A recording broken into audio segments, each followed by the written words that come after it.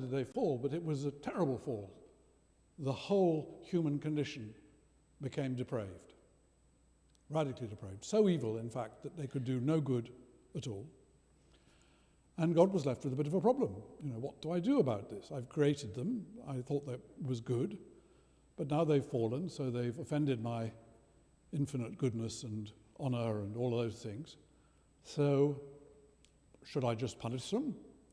I'm just. I'm supposed to punish them for all their wickedness. I better smite them. Send them to hell. And then I remembered that I'm merciful as well, so I better do something else. And then luckily Jesus pops up from behind and says, "Oh, Dad, I see you're a bit of a snit today. What's the issue?" He says, "Well, I've got this problem. I don't know whether to be merciful or whether to be just." And he says, "I see. Okay, well, how about this then?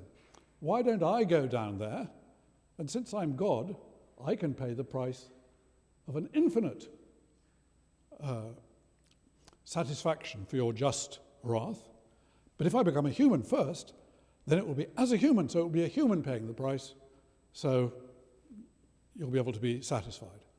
So he thought about it a bit and said, "Yeah, okay, that'll be fine, just so long as the people involved, they call upon your name and your blood and get covered by the blood of the Lamb.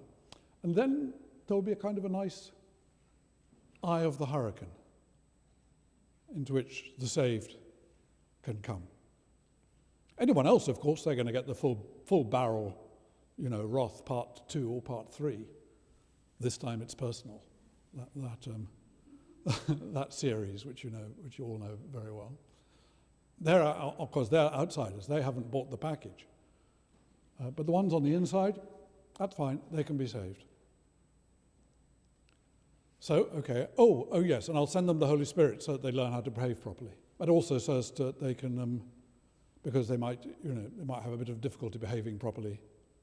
So, Holy Spirit as Viagra so as to behave properly, and also to teach them to read the literal words of the Bible as being exactly true.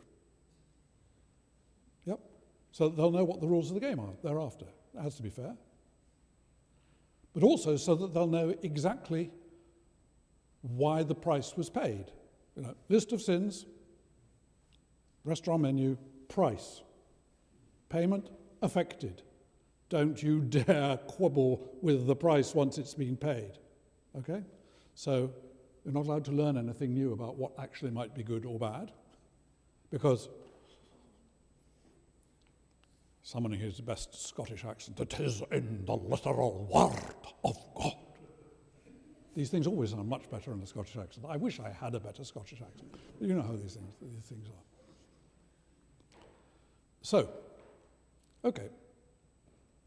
Now, bizarrely, what I've just described to you is the long-term bastardization of St. Anselm, passed through Luther, passed through Calvin, and then come down to our age in the person of many, many preachers, some of whom will have formed your childhoods. In other words, I suspect that what I was saying is not entirely unfamiliar to you. If it is entirely unfamiliar to you, glory, glory, hallelujah. But I doubt it. Okay. Now the thing about this is that one of the effects of it is that it's at the center is the perfect sacrifice.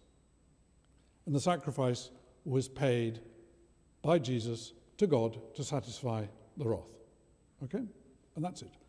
And we, or those of us who have the good luck to choose it, are the beneficiaries thereof. We can get on the inside. But once we're on the inside, we are now part of the group of the saved. And we belong together. And our job is to try and bring other people out from the circle of the hurricane into the eye of the hurricane. That's our job. But one of the things is that we can't understand what's going on other than from the book, because the price has been paid, and because we were radically depraved. This was the great novelty in the period between St. Anselm and Calvin, was it passed through an understanding of a vengeful satisfaction, in the case of St. Anselm, to an extrinsic covering over of something that was bad to the radical depravity being what was covered over. And that means that the whole of our being is radically depraved. It means that our intelligence, it's not only the obvious things that are depraved, like our sex lives and our eating lives. Those are that's the kindergarten stuff. But it's our intelligence. If ever we might have an idea, for instance, about how long creation took, that's not in the literal word of the Bible, well then, it's obvious that we have allowed ourselves to be fooled by what? By a wile of the devil, or by our own arrogant thoughts. And you can go through the number of fights over the last 500 years in which this has been a problem. But what that means is that people are locked into what is essentially a form of guaranteed goodness, guaranteed by sacrifice. Okay. This picture has psychological and cultural consequences. For instance, in the case of England, North America, it's the guarantor of exceptionalism. Why? Because God has made a covenant with us. We're the people who have received this. We're on the inside. We're the insiders. And where there are insiders, there are... Why, yes. Yes, there are outsiders. In other words, the same basic structure of covenant, which gives the sense of the exceptional, the sense of the being saved, also means that there are bad people outside. Now, the danger is not, strangely, I think, in the religious people who do this, because many of the religious people were very, very aware of how dangerous that was. But as it has become more and more secular, you're left with the insider-outsider, good-bad binary without any of the saving grace that's supposed to be in the middle of the thing. And I'm afraid I think that that's, if you like, the definitive triumph of modern evangelicalism in Britain and America, is managing to give the structure of the sacrificial world without the grace. And you can actually see exactly how this works, even in straightforward practical fields. You know, the shock of being told that Christianity is as much for immigrants as it is for citizens is clearly genuinely shocking to a lot of people. I was horrified. I saw there was an opinion poll, I don't know how accurate it was, that said amongst US Catholics, something like 60% are in favor of the death penalty. But, and here's a remarkable thing, they did not know that the death penalty is taught against by the Catholic Church. And a roughly similar number were not aware that the Church has a quite specific teaching about immigrants. Brackets, it's called Catholicity. The name Catholic actually might have something to do with that. It does mean out of every nation, people, language, tongue, etc., etc. In other words, one of the basic Catholic things, one of the basic things about Catholicity is that there's no such thing as an insider and an outsider anymore. That's the whole point. Catholic means over against nothing at all. That's the shock, if you like, of the system. But somehow, in the Anglosphere, we have managed to get, and it's become mainstream, an understanding of Christianity which is that of a salvation cult, deprived of the link with the irritating other as being that which saves us. If you know what I mean. Now, that's a picture of sacrifice. And this is where I think that Girard's understanding becomes interesting. What that picture understands is the violence of the human condition. It understands it very well. It owns up to it. Of course, one of the things it has had in the neo-Calvinist version is that once you're saved and on the inside, because we're all depraved, we can't expect anything better of human nature. But we, because we're saved, are allowed to use the evil things, providing we're doing it for the honor of God. And because we're saved, that's okay. In other words, you will have seen this, the extraordinary mix of private piety and public rapaciousness, which has been absolutely central to an enormous amount of, let us say, American business practice since the 1930s and the attempts to bring on, to link together big business, as it were, the people whom the Hoover government left reeling when the New Deal arrived, and for whom, therefore, the link with Christianity, which had been pretty apolitical up till then, the link started to be made explicitly. Why? Because we need religious backing for freedom, meaning freedom to make a profit and not pay workers just wages, and all of those communist things which the great Satan and the Antichrist, who was the Antichrist? FDR, you've got it in one. Not Barney the Purple Dinosaur, as I first thought. That dates me, but I was brought up to think that Barney the Purple Dinosaur was the Antichrist. And it was only, it passed through Tipsy Whipsy, or whatever it was called as well, before it became down to FDR. But yes, FDR, you've got it in one. FDR. So they talked about Stalin, but they meant FDR. And there's a very, very fine book about this by a man called Kevin Kruse, a professor at Princeton, who's written on the history of the godifying of American political and commercial society, with a view, all this presidential prayer breakfast stuff and putting God on the banknotes. Some of you were alive when that happened, I guess. Is that true? Do you remember God being put on the banknotes? In God we trust. And one nation under God suddenly got put in, yes. Yeah? There's a lovely bumper plate saying one nation undereducated, but that's another that's another matter. Okay. A process of the godification of a sacrificial system which works extraordinarily well for those who are blessed by grace and are on the inside. And the promise is that it will be for the good of those on the outside. But of course, as has been pointed out, trickle down never seems, in fact, to do much trickling.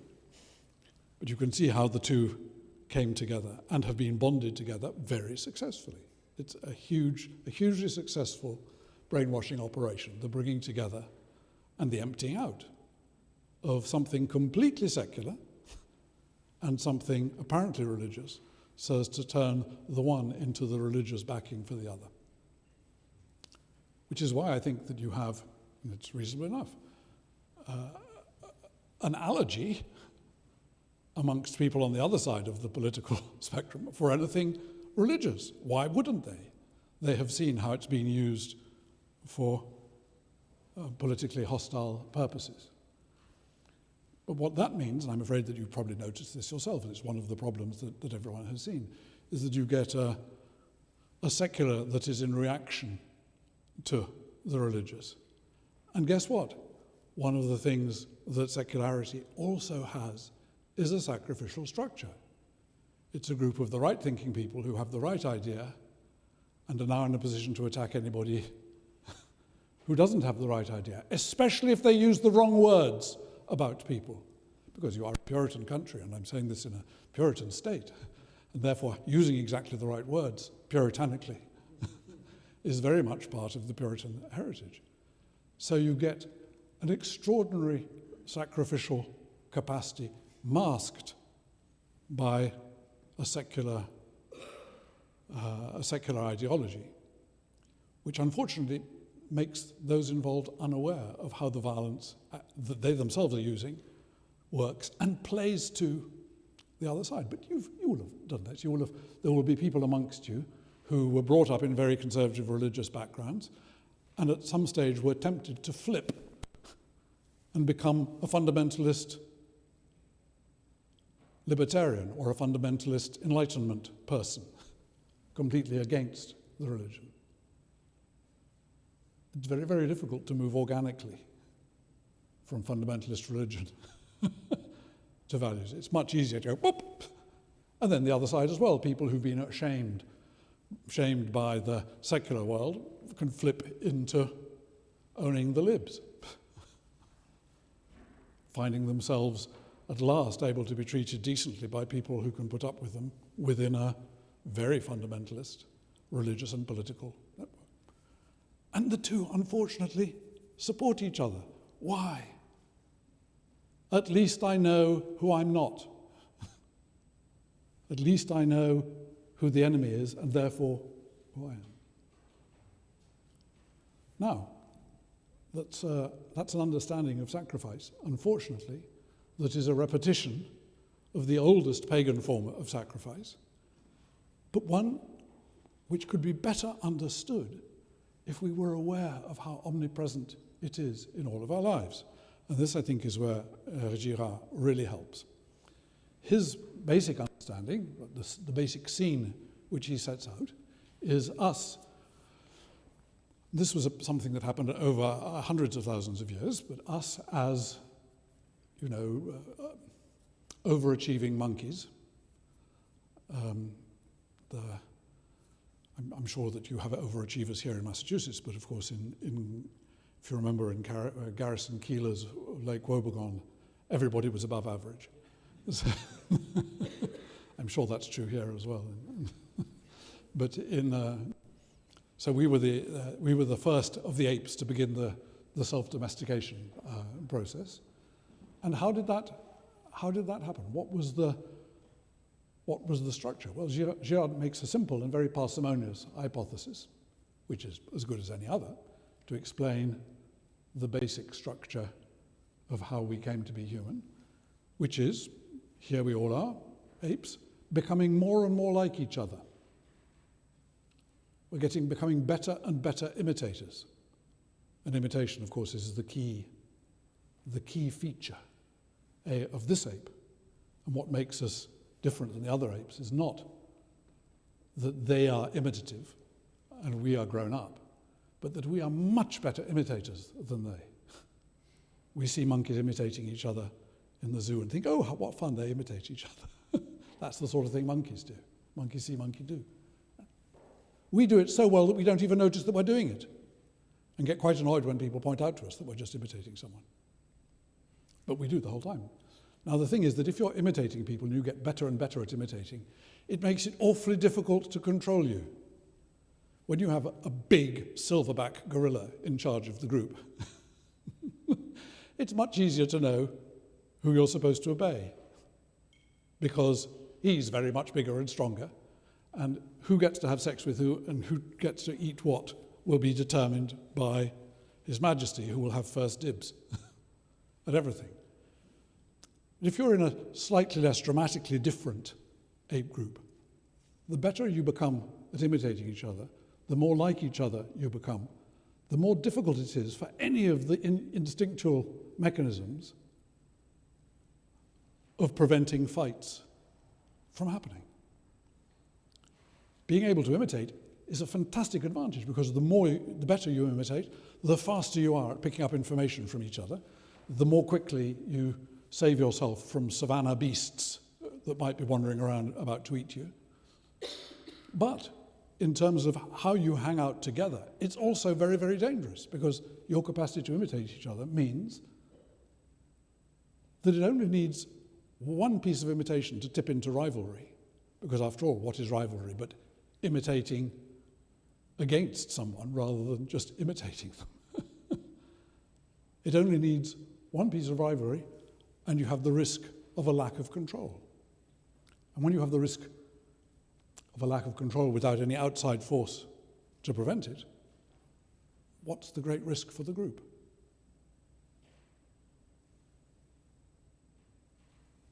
When everybody imitates everybody and somebody picks a fight, what happens? Well, very quickly everybody imitates the fight, and suddenly everybody finds themselves, no one knows quite why, but it's what everyone else is doing, so why not? It very quickly becomes an all against all, without anybody knowing what it's about. and everybody's imitating each other? Well, one of two. Everyone will destroy each other, which probably happened on numerous occasions, because this can happen. We are quite dangerous to each other, even more dangerous than pathogens and other things. Or, and this is what Girard hypothesizes sometimes happened, is mysteriously someone would point the finger at the person whose fault it was, Lee's fault. I think it was Lee. I think it was her. And you, because for whatever reason, it's the greenness of my sweater, imitate me. And you look at her. And suddenly, the all against all turns into an all against one. We don't really notice that it's happened until we have a cadaver on the floor in front of us. And then there's this remarkable thing.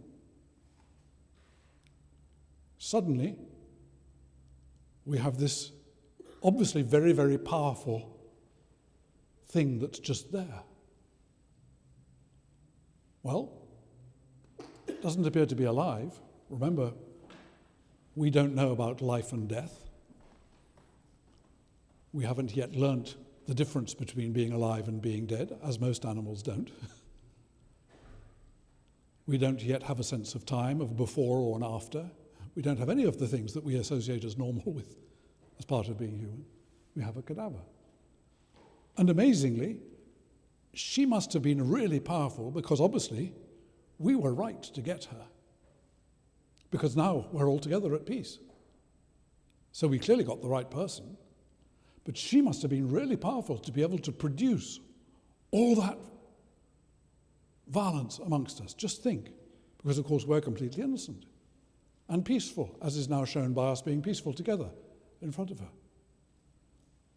So we are obviously right to have got her. She must have been terribly powerful in a negative sense.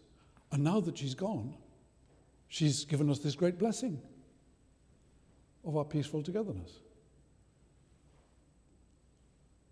What have we got? We've got a God.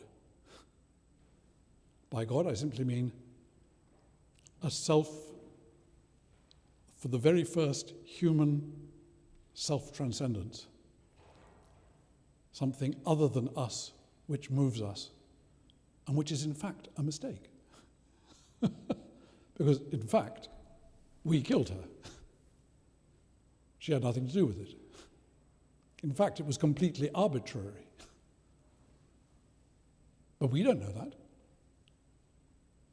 Our knowledge, for the first time, we find ourselves sharing a knowledge that's not just instinctual. So what have we learned? We've learned that we can control violence violently. So the next time in our group there's an outbreak of rivalry, what do? We repeat. Because that's what we're good at, imitating each other. We repeat. And when we repeat it after a bit, we get used to the fact that we can just bring in another subject. This is called sacrifice. So the route from blind lynch murder to sacrifice follows a pretty predictable path. And with it, the prohibitions that come along with being too imitative. No mirrors. Twins, very dangerous. Twins, perhaps the twin wasn't really born. Perhaps this one we thought was a twin, but in fact it was a baby hippopotamus. So, because they look too much alike, maybe this was a mistake by the gods, and we better take this back and give it to the mama hippopotamus, whose it obviously is. So two twins go, one comes back. And this, believe me, the anthropologists report this until quite recently, the fear of twins. And then if you think of how many archaic stories in our myths and legends of old from all cultures are based on brothers fighting, twin brothers fighting. It's the same basic problem. After the prohibitions, by the time you get language come along, there then becomes the myth, which is the story of how we were all saved thanks to the wonderful gods tearing up one of their members and depositing their pieces amongst us. And that was how we were able to rejoice, and that suddenly once they'd done that, all the crops were able to grow, and our cattle grew splendidly. And because the gods had taken Lee apart and dismembered her, so that from her leg came the yucca, and from her other leg, I don't know, what did come from your other leg? I forgot, it was a long time ago. But you know what I mean. But it was the gods that did this. Our self-deception about our own violence projected on the gods is extraordinarily powerful in this picture. But what is at the root of it? At the root of it is we have found a way to survive our own violence. In other words, it's not just a bad thing. We found a way to survive our own violence violently. A little violence. But we think a little violence is better than a big violence. And that is the basic sacrificial structure of how humans came to have the institutions that we do have. And you can see how it would have emerged. The first victim, the first dead person there, suddenly there is for the first time a difference between in and out, us and them, good and bad, alive and dead. All the basic binaries, they didn't come from nowhere. They came from a single emergent source of meaning from which, looked at different angles, they could mean different things. And we stumbled into symbolicity, which has been a huge problem for us ever since, because no one controls meaning with symbolicity. That culture overrode our instincts and continues to override our instincts in such a way that we actually really have to work hard to find our instincts because our culture overrides them and teaches us to eat the wrong sort of things at the wrong time, and to have the wrong sort of sex at the wrong time, and to sleep in the wrong way at the wrong time, etc., etc. All of those things. We are the people who receive our ability even to own our instincts from our culture. Okay. The violent survival of our own violence. So sacrifice is not in itself a bad thing. Now, in the Christian understanding, or this is what Girard came to discover, because he imagined that he was just discovering something about how the ancient world worked, and then he found it confirmed in lots of myths, and then he turned to the Bible and he assumed that he would find exactly the same myths. And he did.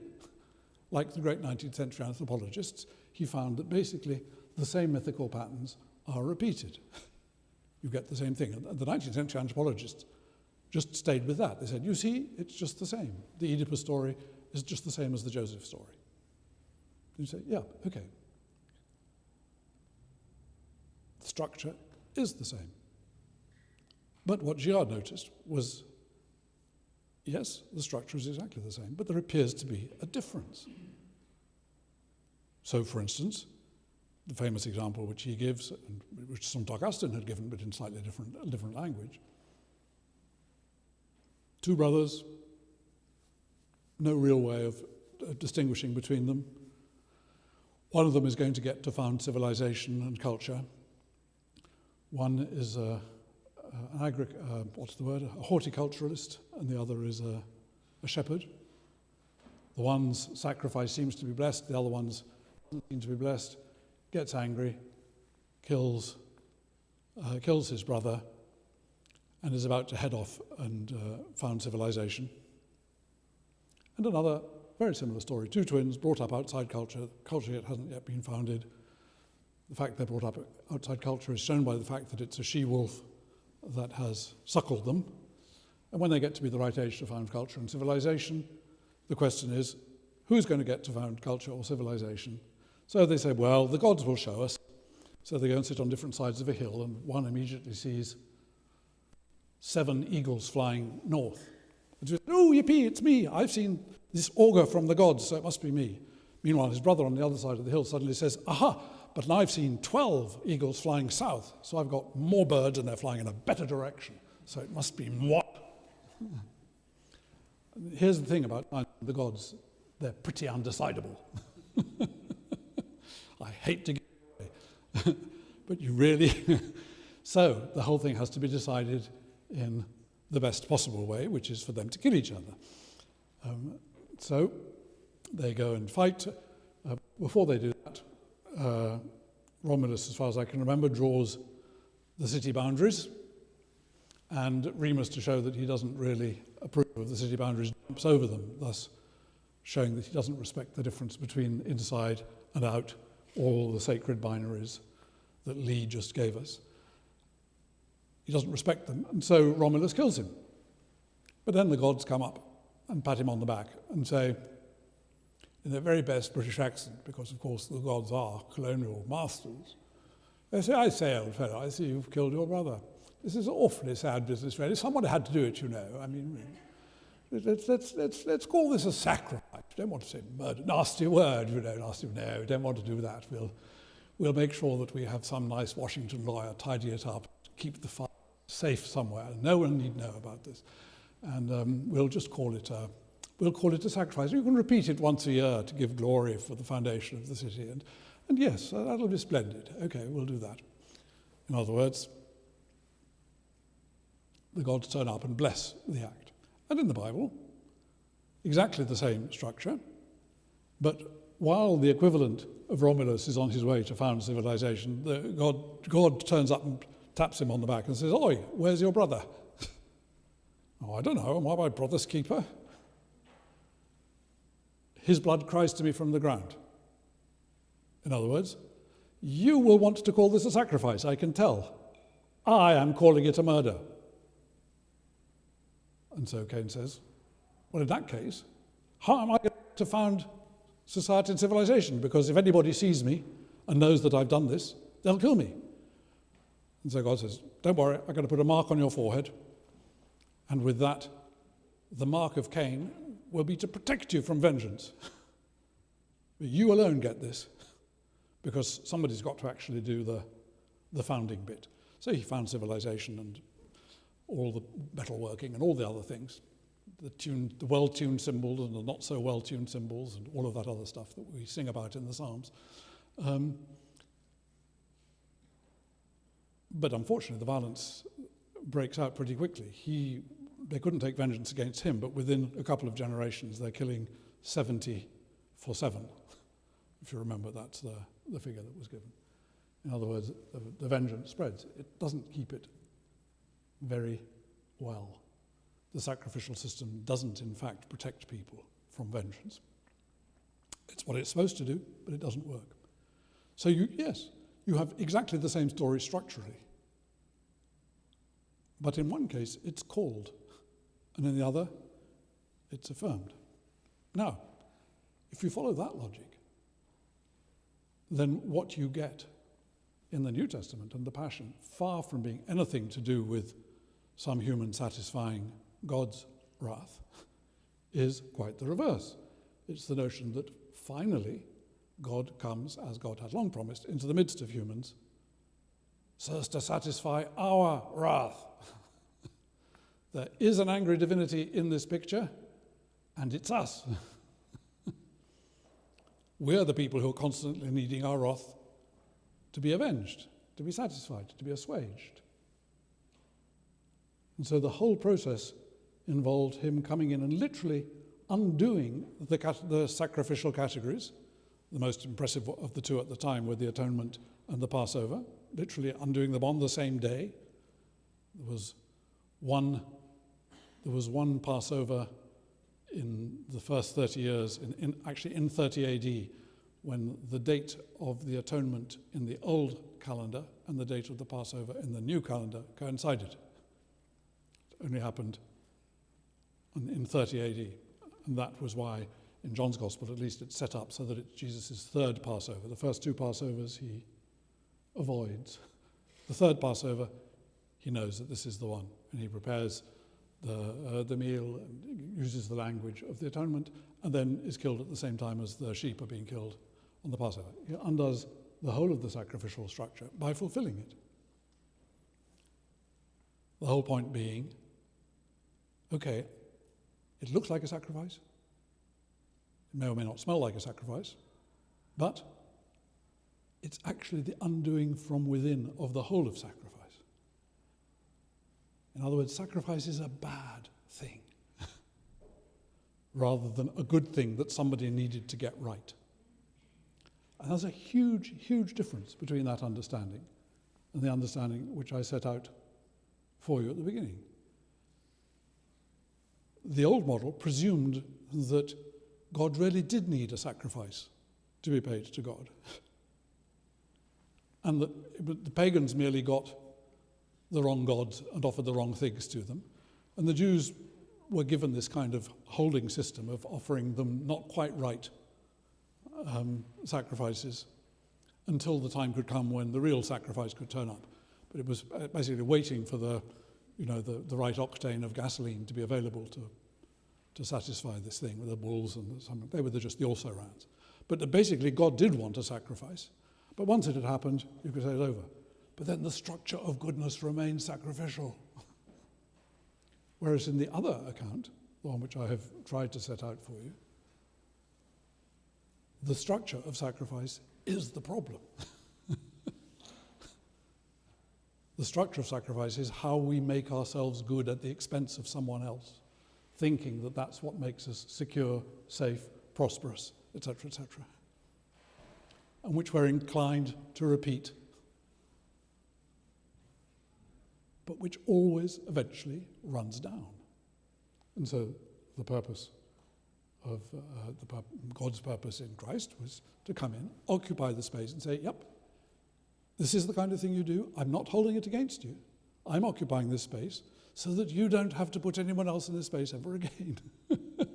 And that those of you who've been in this space yourselves know that you don't need to be ashamed, because I've occupied the space of the shame and the death. So you can start to learn to live as if you're no longer run by death, because what is sacrificial system but a complicated way of making everything revolve around death? Keep everything, give it all the meaning. They said, no, we must take away the power of meaning of death, which is why, well, I could go into it forever, but just at this point we're trying to talk about political things, not for Holy Week I'll give you another talk, if they have me back.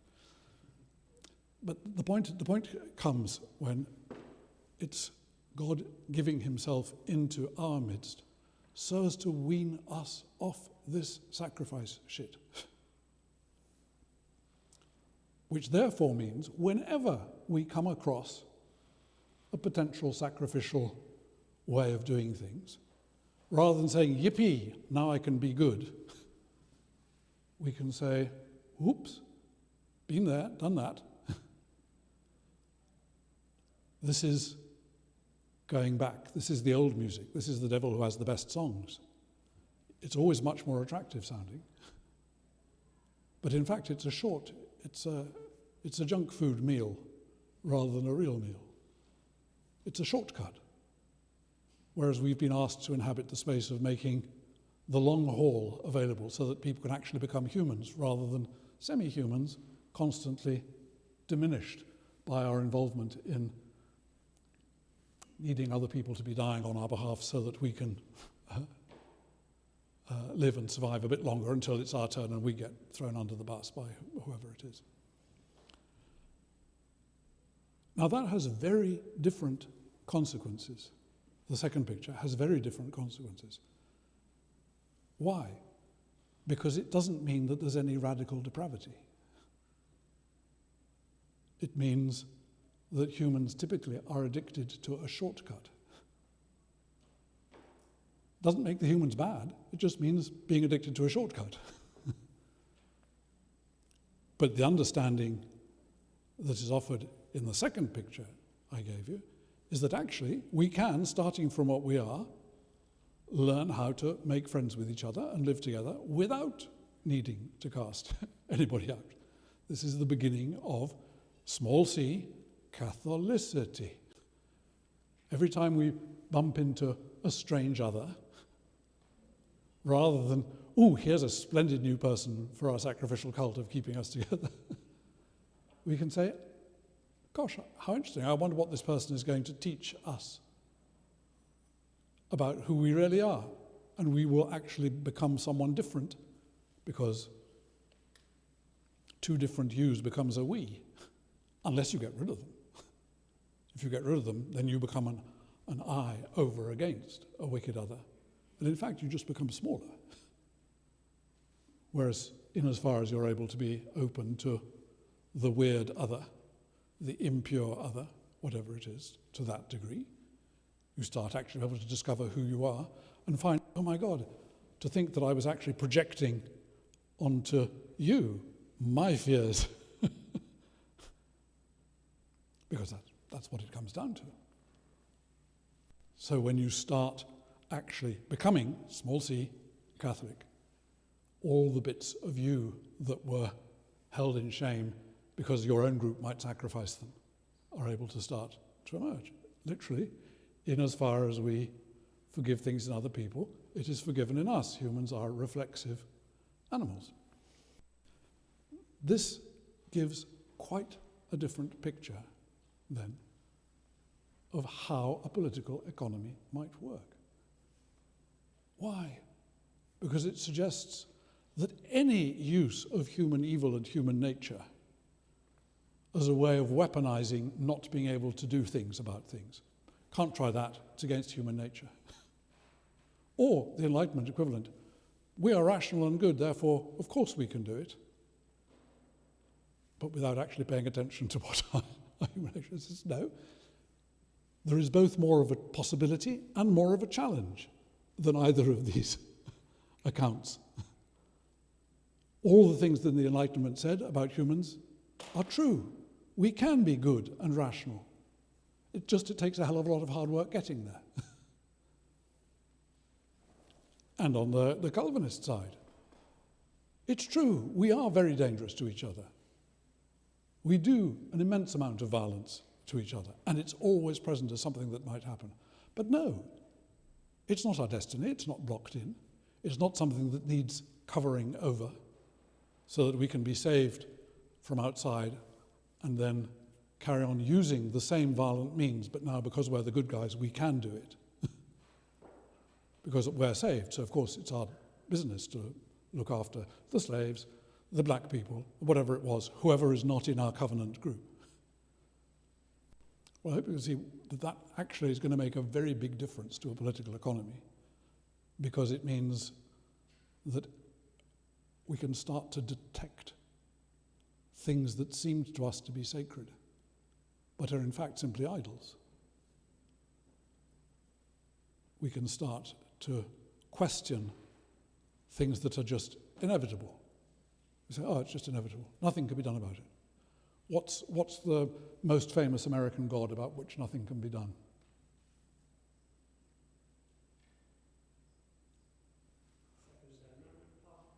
Guns, yeah. That's the most famous. And from outside, we do watch that with some amazement. A new shootout, and immediately, yet again, thoughts and prayers. Now's not the time to talk about this. Nothing can be done. And then, you can tell that it's a god. Why? Because there's a leaden depression about inevitability. But it's not inevitable. No more than an economy run entirely on free market basis is inevitable. Even though I think it was Mrs. Thatcher who said, there is no alternative. Just in time for Uncle Ronnie to take it on board. But in fact, of course there are alternatives. Part of its myth, a very successful myth over the last 40 years, has been that there's no alternative. But there are alternatives. Even when someone starts in very quiet, gentle ways to put them into practice, like your incoming mayor in New York. Oh, a communist, socialist, oh, the world is coming to an end. But literally at every point, whenever you hit inevitability, you can tell that there is a God. Simultaneously, the best health system in the world, but also the most expensive health system in the world.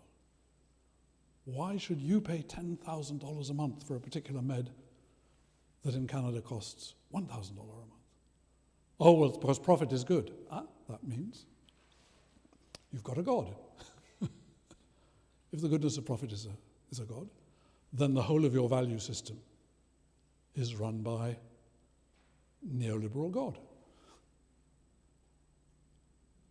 And your protection of that God uses absolutely religious language. It's the very basis of freedom. It's sacred. If you touch it, it's the wicked state. It's the Antichrist trying to control the ability to make profits. You're back in a strictly sacrificial model with goodies and baddies, insiders, outsiders. Whereas the whole purpose, at least of the Christian understanding, is to undo that from within so as to give people, empower people, not to be run by, in Pauline language, the principalities and powers. Now, why do I try and bring this out now? Because we've reached the stage where the sacrificial structure, how the scapegoating mechanism works, is completely visible. There's no mystery longer. As I say, this is one of the great blessings of your president. I say the word "your" with great exaggeration. This is one of the great blessings which your president has done, which is that, as he promised, the most transparent government in history. Transparent in a certain sense, meaning it's all out in the open. It is simply straightforward paganism with the tiniest little Christian touch. Many of you will have heard of the late Charlie Kirk. And if you haven't heard, why are you not bowing down at the altar and worshipping? But anyhow, poor man was assassinated under mysterious circumstances, and fairly shortly thereafter there was a kind of a Nuremberg rally-style funeral for him held in Arizona. I was very pleased to notice that the Grindr charts burst. Gay men will know what I mean. Grindr charts, they exploded, but burst the servers in Phoenix that afternoon. So many of the saved devout were worshipping at the tomb of Charlie. Grindr, incidentally, is a gay pickup app. Okay. It tends to burst when there are a Republican National Congress each year, and like this, huge GOP fests. And of course, it's all on the down low. Anyhow, at that funeral, which some of you will have seen televised, apart from the pyrotechnics and Mrs. Kirk, it was like a Nuremberg rally. The thing about the Nuremberg rallies is that they were ostensibly pagan. They were deliberately pagan. They were proud of being pagan. The whole of the structure was pagan. It was all this magnificence creating the feeling of God and gods, Nordic gods, coming to save the people. The American version is cleverer, because it was all of those things with Mrs. Kirk tearfully forgiving. I hope to God that she was being sincere, though nothing about her subsequent behavior guarantees that. But in terms of the show, it was an American masterpiece, because it was a hanging chad of Christianity, what I would call a hanging chad of Christianity, just over the mouth of the pagan beast. You need a cosmetic Christianity to cover what the Germans never bothered to cover.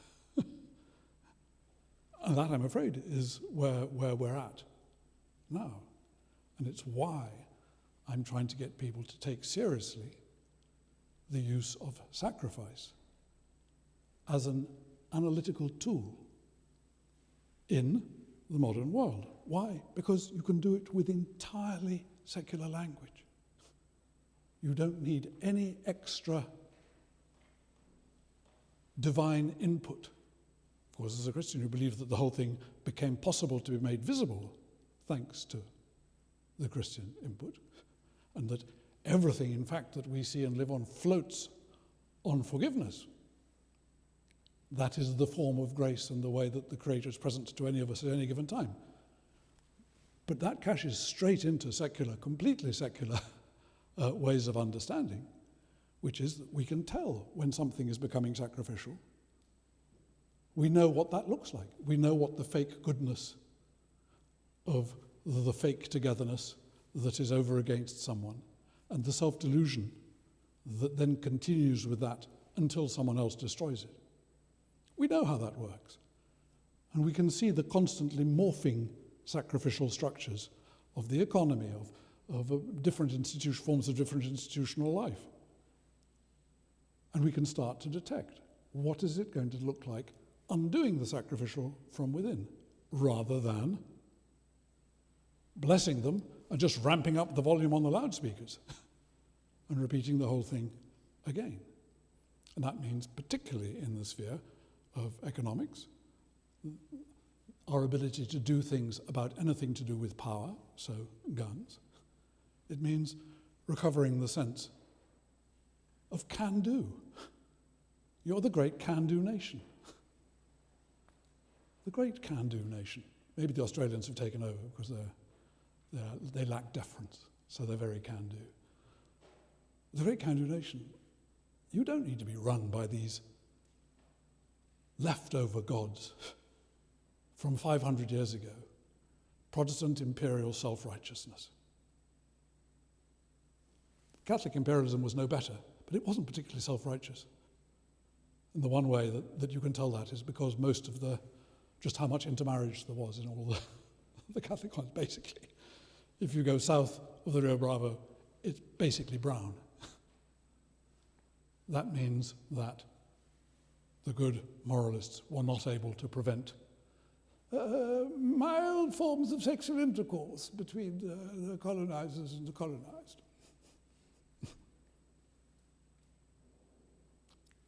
President Obama would have been born illegally, or rather his parents would not legally have been allowed to be wed only a year before they wed. It's amazing when you think that. Was it called Loving versus Virginia? Incredibly recent. So how do we undo all these sacrificial forms of goodness? How do we detect our gods? How do we mourn their loss? Because their loss includes the loss of your founding narrative. All founding narratives are likely to be mythical reruns of the good versus bad. Your founding myth includes a bad British king, taxes, and bad British soldiers coming and being nasty, and the little guys fighting off against the big guys. So you celebrate that beautifully every 4th of July with lots of fireworks. But it's a myth. Not because King George wasn't mad, and not because Lord North wasn't an incompetent idiot. He was.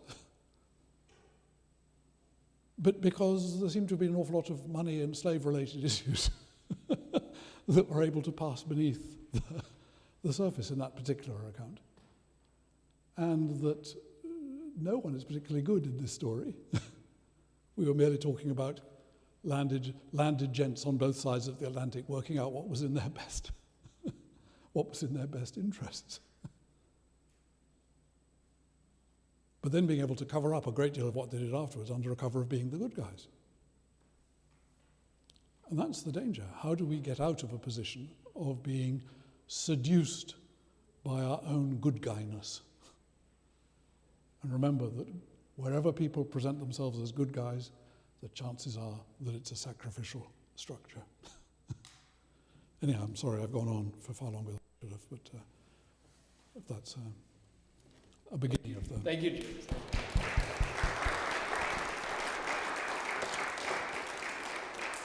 I think we have time for a few questions. Yeah. Happy to throw it at me. Yeah? Questions? Or comments or critiques. It doesn't need to be. Yeah. Shout me down. Tell me how wrong I am. So first, thank you so much. I really enjoyed your analysis, and I love René Girard, so it was really... Sorry? I thank you. I really enjoyed hearing your analysis, and I really love René Girard, so it was really insightful. But I'm just curious to hear, so my partner is Catholic, and he grew up in Kentucky, and he always reminds me, or he always explains to me that he grew up Catholic, not Christian, and that as a Catholic he was a minority, and that those things are very different. And for me, you know, I'm French, as you can hear, and for me this is very foreign, you know, until I went to the US, I never understood how it's different, but I'm curious to hear how, and maybe I'm, you know, maybe I'm wrong, but I would imagine that maybe some people would be like, but we don't want to be Catholics. We're Christians. Americans are Christians. So how would you, negotiate that or respond to that? Which is why I was very keen to use the word Catholicity with a small c. It seems to me that it's independently of what religious group you call yourself, we're almost invariably run by the gods of our nation, to one degree or another, with different flavors. And the gods of this nation are very Protestant, with the result that Catholics actually become very Protestant. Not all Catholics, but certainly your Bishops' Conference, until the attempt by Pope Francis to try and remind them that Catholicism is not the same thing as what they seem to think it is, which is a very legalistic, moralistic structure. That Catholicism is a minimal religious structure for bad people and poor people. Right. Anyone else is a kind of an extra, is a hang-on. And provided they don't interfere with the grace for the bad people and the poor people, that's fine. But that's the basic structure. In this country, the dynamic is incredibly strongly Protestant. So that Catholics have, I think, the worst possible time. I think one of the most difficult places in the world to be a Catholic is in this country. Why? Not because of persecution, far from it, but because the system seduces them from within.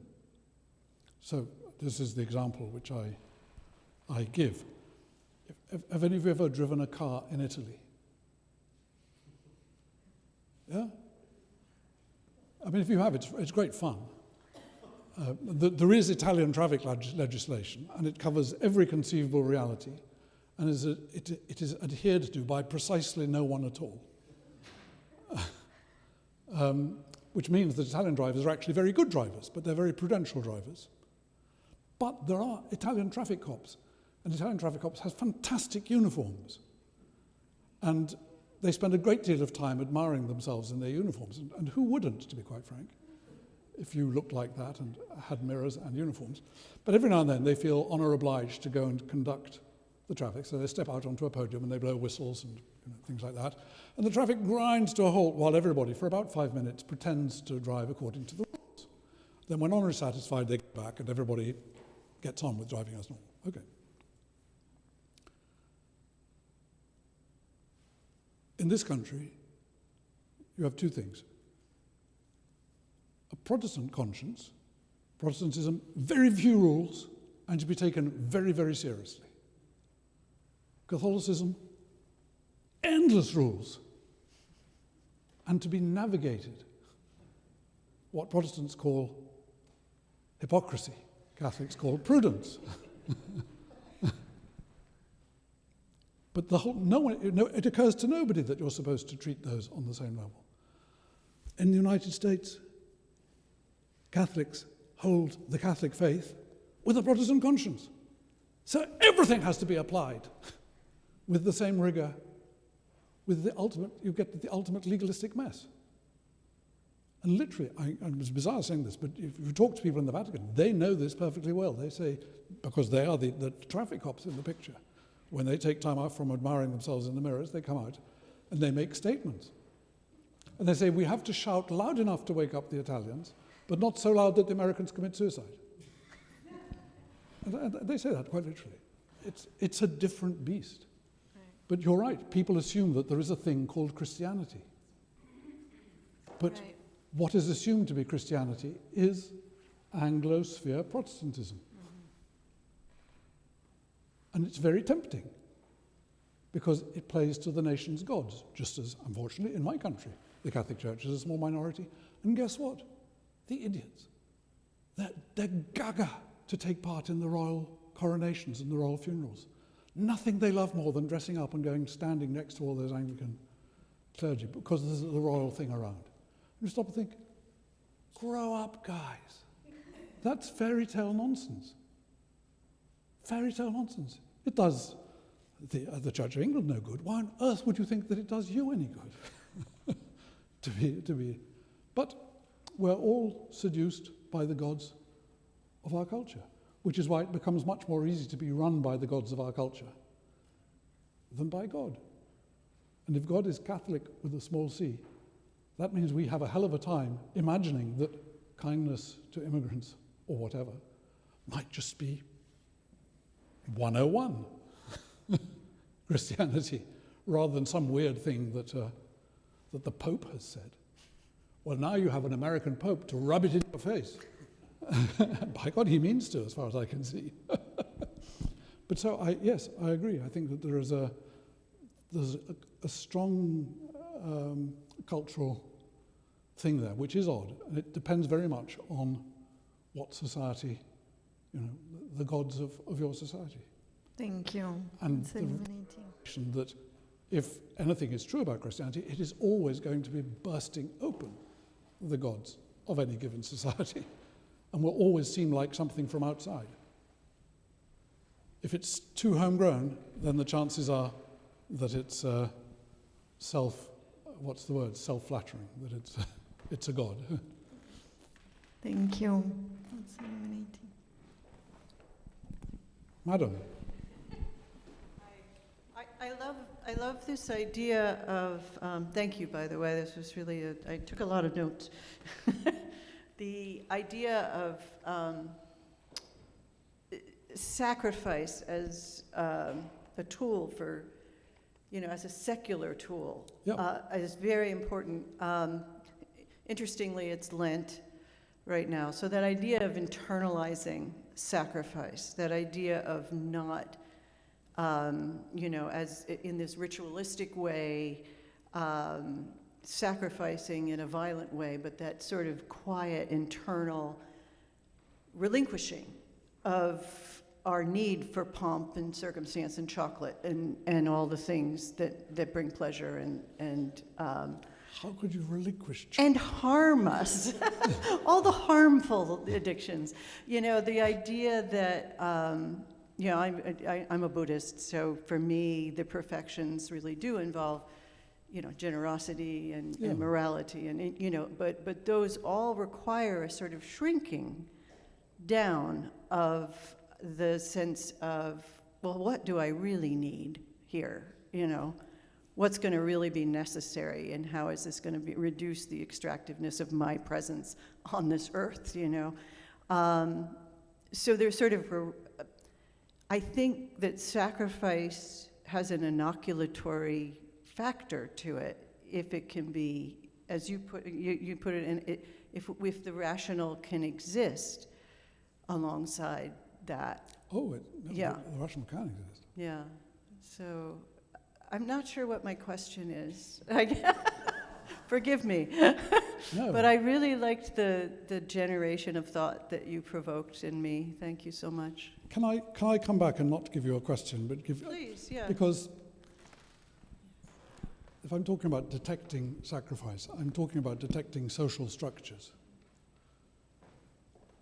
And one of the dangers for all of us is turning sacrifice into an internal thing, which therefore is another way of us being good by contrast with the other. And what is the modern individual but the ultimate attempt to turn the old pagan sacrificial on its head, but now I, the victim, am good. And it's so easy to play to that, and it's constantly being played to in this society. Whereas the real question is, belonging to what gives me the impression that I'm good? Who am I fooling myself along with? What are my gods? Not my personal gods, but our collective gods, the ones which we all take for granted as things which are good. And how do I begin to detect where they might in fact be pushing people into all sorts of destruction? Or we just take them for granted. So I would want to to avoid personal sacrifice. Naturally, I want to avoid personal sacrifice constantly myself, but that's just because I'm a bad person. But in addition, I want to say that there is a social structure of how we come together over against, and that it's the detection of that and the various forms of fake goodness that come from it. So this is a social thing which runs the individual rather than an individual thing that an individual can get right, as it were, if that's... Right, and that top-down experience of an edict of, well, okay, you all should sacrifice, you all should... Oh, yes. Yeah, that is vital to the structure, so... Well, and that's how, I'm afraid, that's, I think, part of the success of the neoliberal model, is that it's been able to, how would you say, what do hosts do? They... Inhabit. Yeah, a host, like a parasite. Yeah, parasites, yeah. It's been able to become parasitical on the remnants of evangelical theology to such an extent that it sounds the same thing. So financial language of sacrifice has been able to be turned into the kind of thing that good people just do because that's what's being good about. And I think that's, for me, that's the real problem, is that how something entirely secular and a dead and dying form of religiosity have, whatever the word is, each other, become parasitical on each other, with a devastating effect, because it means that people are locked into a fake form of goodness that is not good for them in any way at all. And for me, that's the real challenge, is to break out of that mutual, the mutual self-evacuation of an apparent secular and apparent religious, both of which feed on each other in very unhealthy ways. Does that make sense? Yes. Yeah. Yeah. So. I have a question which I'm sure is... Thank you. I have a question which I'm sure would take way too long to address now, but I'm hoping you might be able to point me in the right direction. Given our situation of living in a society and a culture that does not recognize that they are following idols, that we are following idols, what do we do to try to help fix that? I think the first thing we do is to learn to detect them for ourselves with others and start to try and leave them. And that can be quite difficult, because it will mean stepping away from things that everybody assumes that good people do and doing so quietly and hoping that contagion occurs, that the imitative thing will move away. But I think the moment you start making a big thing about it, you're just creating another noise in the system. I mean, we're not talking about, wouldn't it be nice if we had lots of influencers with nice ideas?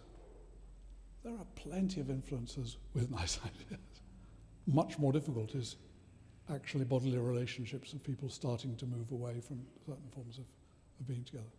But only you can detect that.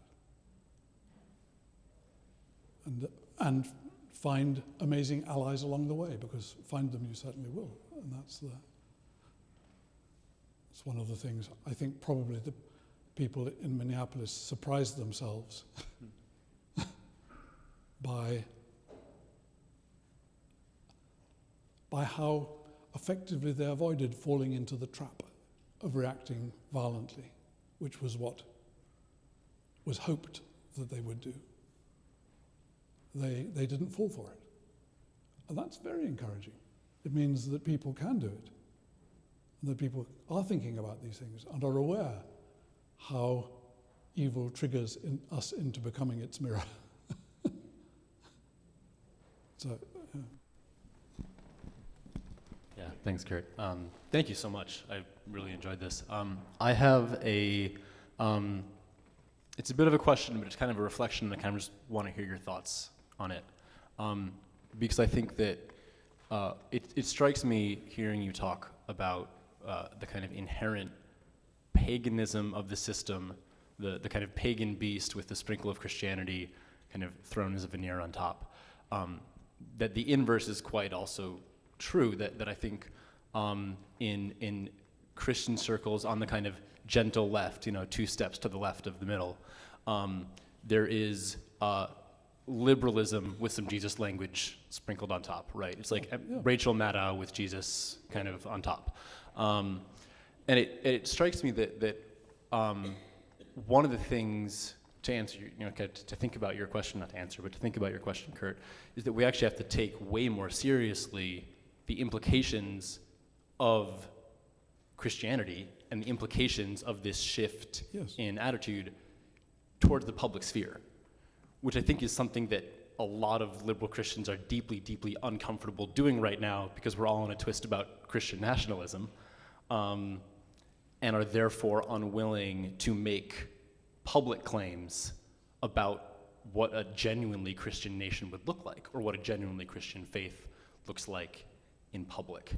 And we very, very quickly fall back into the mimetic violence of othering the Christian nationalists. So I'm just curious what your kind of thoughts are on that dynamic and kind of the way that we other the people who we see doing othering. Yeah. Well, remember that I think that one of the huge issues that we have to face here is shame. Because I think that at the root of so much of this is undealt with shame, such that Christianity becomes a way of protecting ourselves from shame rather than inhabiting it.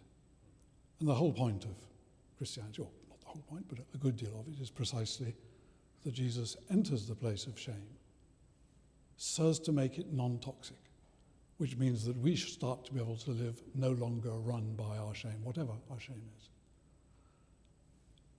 And the twin forms of self-righteousness, whether of the liberal or of the Christian nationalist thoughts, are both shame reactions.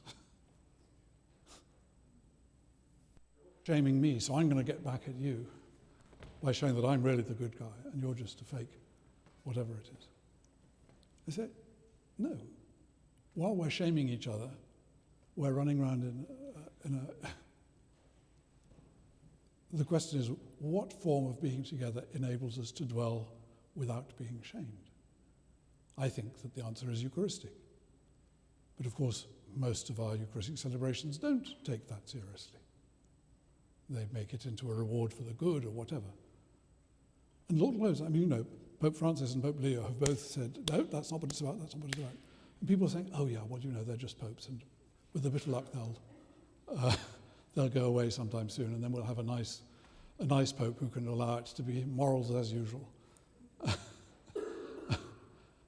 And no, they are trying to say, actually, Christianity is something different than what you think.